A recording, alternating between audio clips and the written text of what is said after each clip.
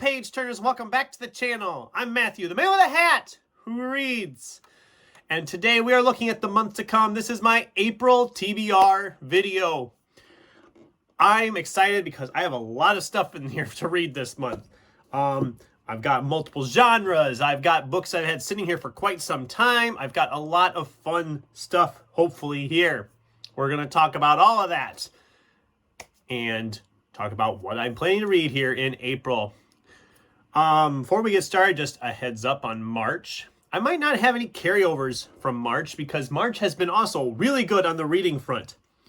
So I might have some of these actually started before we get out of March. So don't wait. Whoa, he said he was reading that in April and he's reading it now. I might start something. I don't know. Right now, I have 3 left from March. They are in various positions of being finished. I don't think I'll have any problem getting them all finished in March. But like I said, depending on how that falls, I might be picking up some of the April ones a little early. So let's dive in and talk about what I'm planning to read in April. First off, we're going to continue on again, as we are every month here, with our Sandman Slim reread. This is book 4, Devil Said Bang by Richard Kadrey. Recently finishing book 3. I remembered how book 3 ended, but I didn't remember everything that got us there. It was still pretty good. I still liked it quite a bit. It wasn't my favorite in the series. If I remember right, I think it's after book 4 or maybe it was book 4. I don't remember. We kind of start getting a pattern. The first couple books were kind of hitting the stride. So I am excited to dive into this one again. Revisiting this series has been an absolute blast. I think this is the last of the longer ones, and they start getting a little shorter. Or maybe I'm crazy. I don't know. Not that I want them to end sooner because I'm enjoying my time back in this world. Reading them back to back has been a lot more helpful than when I used to be doing them about a year apart each one as they were coming out, because I'm remembering plot threads a little better. I'm seeing characters show up sooner, and in some cases departing sooner than I remembered.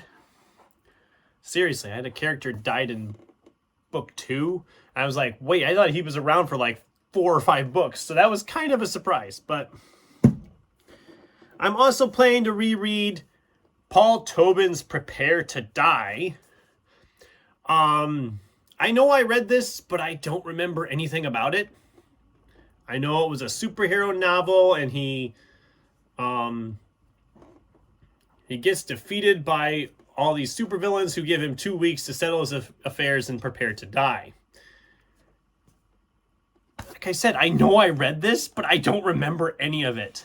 And like I said, when I've been going through my books, I'm starting to be like more particular about which ones I'm keeping. And if I don't remember it, I kind of want to revisit it and just see if I still love it. The fact that I don't remember it is not a good sign. This one's not terribly long. It's not just under 300 pages. I don't know. We'll see. If I read it and really love it, I'll end up keeping it. If not, it can go in my bag to get rid of. I have to empty the bag because the bag is getting very full right now. So the book buying ban will be coming to an end in April. I'm excited. What can I say? All right, let's talk about a couple that have been in some previous TBRs. Jonas Jonason's The 100-Year-Old Man Who Climbed Out the Window and Disappeared. Yes, Cat, it's back again. This thing has been in like 3 or 4 different TBR videos, and I've never got around to actually picking it up. Hopefully this month will be the month it happens. I'm going to try to get to this one earlier in the month if I can. That way I'm sure I get it done. I've heard really good things about this book. I'm hoping it lives up to the hype. And I'm hoping to actually get it read so I don't have to stick it in another TBR video somewhere. Because, like I said, it's been popping up a lot. It's under 400 pages, so it shouldn't be too bad. Like I said, hopefully we'll get to this in April.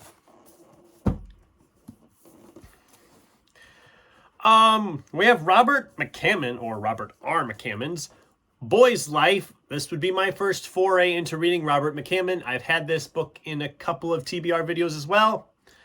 Like I said, I found this beautiful first edition hardcover for $4 at an antique mall.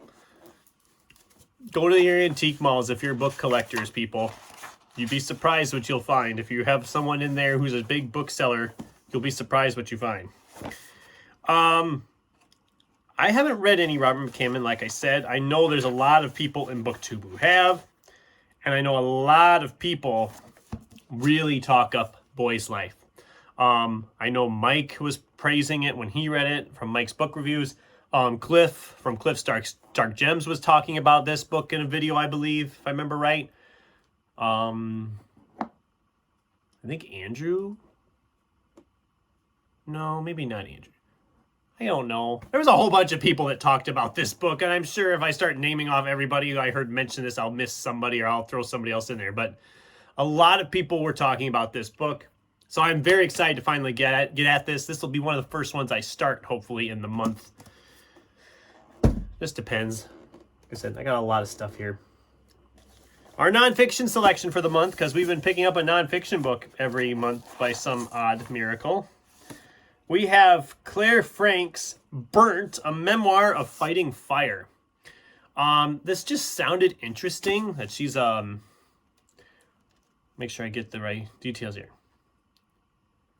When the author was 17 years old, she became an emancipated miner and shortly thereafter a firefighter in Northern California. Claire was 5'2" and officially too young to join the service. She left her birth date blank on her paperwork, hoping no one would notice.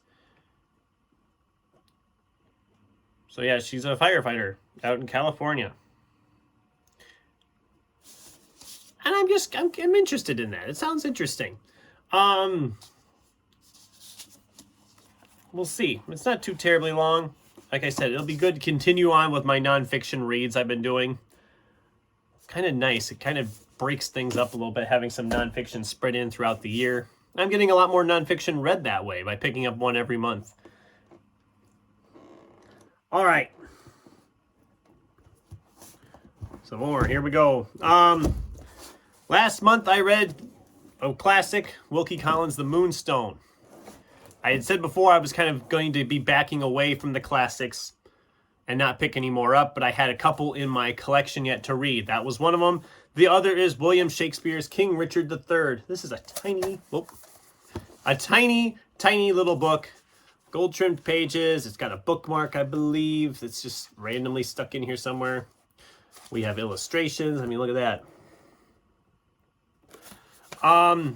This probably will not take me long because by the time you eliminate out the glossary, yeah, we have a glossary, it only clocks in at 146 pages. So I think that this, and with it being kind of set up as a play, some of those pages are going to fly along pretty quickly, I would think. Like I said, this is the last classic I have in my physical TBR to read. I am excited to finally read this. And I know I mentioned it in the What Am I Waiting For video of this, that the cover, I'll say it again. It's KKK. Look at it. Look at it. It's KKK. KKK and a playing card on the back. No. The Book of Lost Things by John Connolly. We recently talked about this in a What Am I Waiting For? I loved John Connolly's novel, This is more of a fantasy novel. I thought it was a standalone. I guess there is a sequel out there. But the sequel was published almost 20 years after the first one, so I don't think I have to read the sequel. I think I can read this as a standalone just fine. Wanted to read more John Connolly, see if I click with him the way I did with that one book, or if that one book was just kind of like a one-off. And yeah, we'll see. This is probably one of the longer ones of the month. 467 pages, it looks like. It's not the longest. We're going to be talking about the longest one here really quickly. Michael Z. Williamson's A Long Time Until Now. This is a brick. It comes in at 934 pages long. It's the first in a 2-book series, or I believe it's a 2-book series. I have the second one, and the second one's actually shorter. I think it's only like 700 pages, the second one. So, you know. Essentially, time is kind of broken up. 10 U.S. soldiers on a convoy in Afghanistan suddenly find themselves lost in time. They arrive in Earth's Paleolithic in Asia with no idea how they arrived or how to get back. Then they discover groups of the similarly displaced Imperial Romans, Europeans, and a small cadre of East Indian peasants.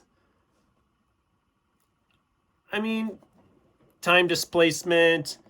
We've got like a Roman guy and a US guy and some other weird dude fighting a giant fuzzy rhino on a Jeep. So the cover art's fun. Or is it a mammoth? There's mammoths on the back. That's not a mammoth. That's a rhino. Okay. God, I can't talk and I can't identify animals. It's not a good day, guys. It's not a good day. Moving on. That one will probably take a lot of my time when it comes to the mass market paperbacks. But if I have time, I'm going to be picking up Agent 17 by John Brownlow. This one I picked up because it sounded interesting. This was a Walmart purchase almost a year ago at this point. It sounded very similar to Orphan X from Greg Hurwitz, which I've loved. So I think that if it moves like that, it'll be a fast read. Chapters are nice and short, which I always love. Also, there's a lot of blank pages here. Like, here's an example. This is chapter 154. The next page, part 7. And then another blank page before we get to 155. So there's, what, 5-6 pages right there that there's nothing on. It clocks in at 531 pages. Well, 533 pages, my mistake. And I think I will fly through this one pretty quickly when I pick it up. Hopefully this month as well. Okay, now if that wasn't enough, because that's a big enough stack right there, I went to the library. I haven't gone to the library since January, and so I was like, I'm going to go and get some of them out of the library. I ended up with 3 of them. We have Grady Hendrix, Witchcraft for Wayward Girls. This is a large print edition because that's what my local library got. I don't mind reading large print. It's easier on the eyes.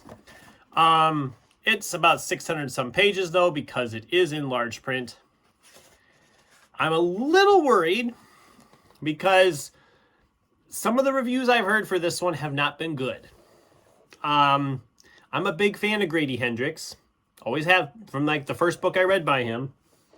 So I am excited for this. But I'm trying to tamper that excitement because I seen a review on Goodreads. They just tore it apart. Badly tore it apart.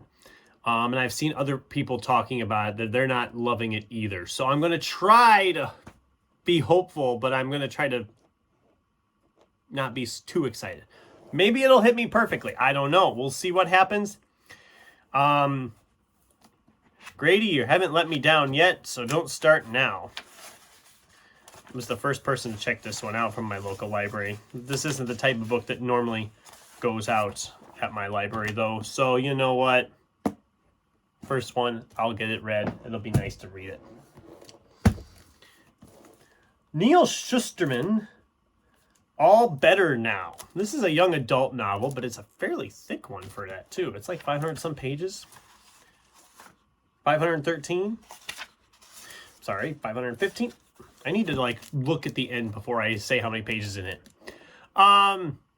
This one just sounded interesting. I was a big fan of Schusterman's Arc of a Scythe series. Well, the first book specifically. The second book was okay, and the third book was... We don't talk about the third book. I liked it more than some, but anyway. I like his writing style. This is a standalone, I believe, unless there's a sequel still coming, which is possible. This was just published this year.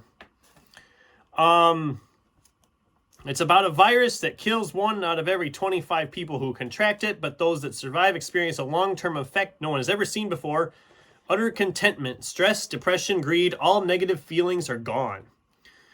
More and more people begin to revel in the mass unburdening, but not everyone. People in power know that without anger or jealousy as motivators, productivity surely will grind to a halt and the world will be thrown into chaos.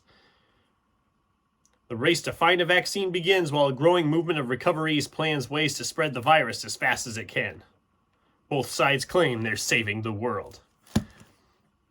I mean, that's an interesting premise right there. The premise is just very intriguing. So I'm really hoping that this works decently. I'm hopeful. Schusterman has written a couple of many other books. I've read a few others by him. I read one last fall called Full Tilt. That was a horror novel. That was entertaining in a goosebumps sort of way. What was that other one I read called? Is it listed here? There it is. Game Changer. I read, I think, a couple years ago. That one was interesting. Kind of a body swap type story almost. Not really. It was kind of the same. It was the same guy all the time, but he was just always like different each time or something because of different. I don't remember exactly what it was, but it was interesting. It was entertaining. But I have liked a lot of his stuff. Outside of, like I said, that third book in Arc of a Scythe that just kind of falls flat. But I am very curious to pick this one up. This will probably be the first of the library ones I tackle. Just because young adult novels I can usually fly through pretty quick. And then we finally picked up Matt Haig's The Life Impossible. Matt Haig, as I've said before, is an author who is very rarely missed with me. I didn't get this one right away because there again I heard different people who did not care for it as much. I know Kevin at Kevin's Novel Advice. I know he thought it was okay, but it wasn't as good as some of the others by Matt Haig. And that's kind of what I've heard from other people I've talked to that have read it. I mean, obviously, I'm probably going to still enjoy this to an extent because I'm a big fan of Matt Haig. I always have been. But yeah, this one will be a fast read too and a fun one as well. And yeah, that's the month. I'm not going to try to do the... Well, should I try to do the money shot? I don't know if I'm going to be able to do it. There's a lot of weight here. Let's see if I can lift them up without breaking my back or something. Wouldn't that be a great way to end the video? Oh my god, I got it. Oh, I got it. Oh, I don't have it.